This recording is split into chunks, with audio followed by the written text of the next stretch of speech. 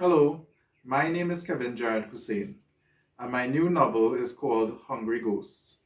Hungry Ghosts is set in the island of Trinidad in the 1940s.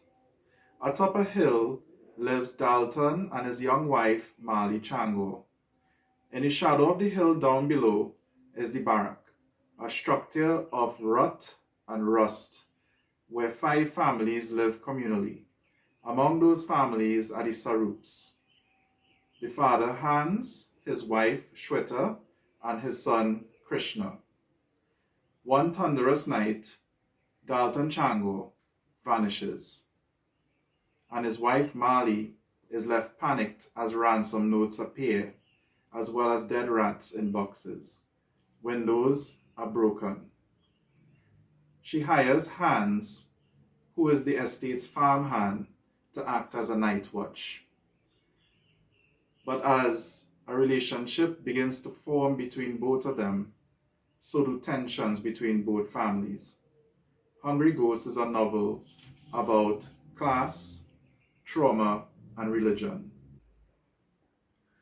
So I would like to share very briefly 3 books with you that I think deals with language and words very specifically, and that helped me think about language while I was writing Hungry Ghosts. So the first book here is The Sound of the Mountain by Yasunari Kawabata. So this novel focuses on an elderly man named Ogata Shingo, and he is nearing the end of his life. So as he reflects upon his life and a wife that he realized he has never really been attracted to, and his son who is having an affair, he develops a very uncomfortable relationship with his daughter-in-law. And there's a way in which the author here uses the economy of words and very simple language to express such complex emotion. I think there's a lot to get out of this book. The second book I'd like to discuss is one that I think doesn't really need much of an introduction. So this is the Booker Prize winning novel by Bernardine Evaristo, Girl, Woman, Other. So this book concerns the lives and happenings of 12 Black British women, all varied and intergenerational. So as soon as you open this book from the very first page, you see that Bernardine Evaristo plays with sentence structure and paragraph structure to maximize impact, kind of like how poetry is. I think it's very interesting that she weaves these 12 stories together like this into something that is quite complex and almost Miltonian in nature. Very, very good book. And since Hungry Ghosts is an ensemble, a character ensemble, I used ideas from this, I employed ideas from this in my own novel.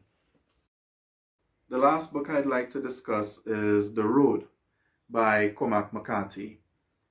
So The Road sets you out on a journey on a post-apocalyptic wasteland. And it makes you ponder every aspect of survival. It's a book that also doesn't need much of an introduction. But there's a way that Cormac McCarthy plays with paragraph structure and words that gives you the feeling of the cold, barren wasteland that it is set in. So there's a sparseness to his words. There's also a paranoia to the language. It is as if you cannot even trust the descriptions that he's giving out. It's good as an entertaining read, but it's doubly good if you read it with that context in mind. So these are 3 books that I believe helped me form new ideas about language, and that helped me to develop the style of the prose in Hungry Ghosts. Thank you so much, and I hope you enjoy the books.